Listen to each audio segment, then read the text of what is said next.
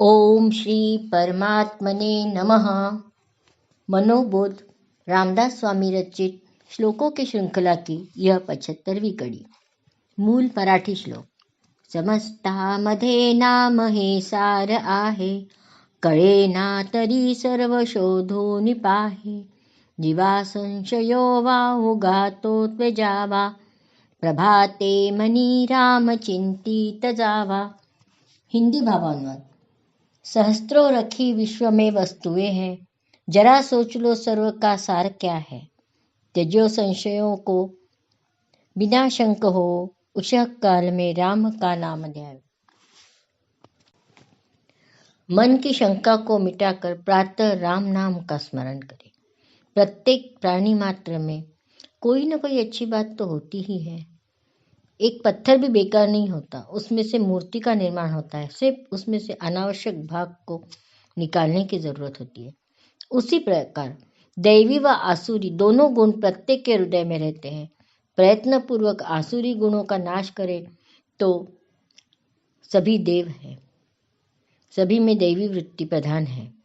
शंख चक्र गदाधारी भगवान भले ही हमें न दिखाई दे, परंतु हमारे संकट काल में हमारी मदद करने वाले डॉक्टर, पुलिस, हम तक भोजन पहुंचाने वाले किसान, सभी भगवान का ही तो रूप है। सार्वजनिक गणेशोत्सव, दुर्गा उत्सव का स्वरूप आज बदलता जा रहा है। पहले इन 9 दिनों में भगवान की पूजा के साथ साथ बच्चों के लिए दौड़, वाद विवाद, भाषण आदि कई अच्छी अच्छी प्रतियोगिताएं आयोजित की जाती थी, जिससे उनका मानसिक विकास होता था। इसके सिवा प्रतियोगिता हमें जीतने हारने, संसार की सुख दुख की परेशानियों का सामना करने की आदत डालती थी। एक समूह में रहने की, समूह में एक साथ काम करने की जो एक आदत होती है वो विकसित होती थी। आज ये स्वरूप बदल गया है। गणेश भगवान नाम मात्र के लिए उस मंडप में रहते हैं, बाकी बाहर पूरे फिल्मी गाने, उन पर तरह तरह के अशोभनीय नाच, ऐसे गीतों पर डांस होता है जो बच्चों के मुंह में शोभा भी नहीं देते। ऐसे वातावरण के बीच में कई आशा की किरणें हैं, जो इन दिनों में रक्तदान शिविर, गरीबों के लिए वस्त्रदान, अन्नदान, मुफ्त रोग निदान चिकित्सा आदि शिविरों का आयोजन करती हैं। ये सब कौन है? भगवान का ही तो रूप है। कोई भी परिवर्तन एक दिन में नहीं होता। अथक परिश्रम, कई दिन का प्रयास इसके लिए कारणीभूत होता है। साथ ही अगर नए जमाने के साथ चलने की कोशिश करें, जो बच्चों को पसंद है वही माध्यम चुनकर उसी माध्यम से अगर उनको कुछ अच्छी बातें बताई जाए।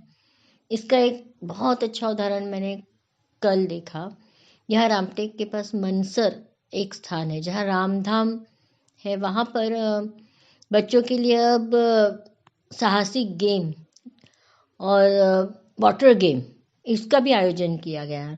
और साथ में लिम्का बुक ऑफ रिकॉर्ड में जिसका उल्लेख किया गया है वो एक ओम आकार जो बनाया गया है, आदमियों ने ही बनाया है, और उसमें पूरा अपना भारतीय संस्कृति का दर्शन है, जिसमें अष्टविनायक दर्शन है, ज्योतिर्लिंग दर्शन है पूरे, और बर्फ का महादेव, अमरनाथ की गुफाओं के, मतलब इस तरह बच्चों को, और पूरी रामायण उसमें चित्रित है उस गुफा में ओम आकार में।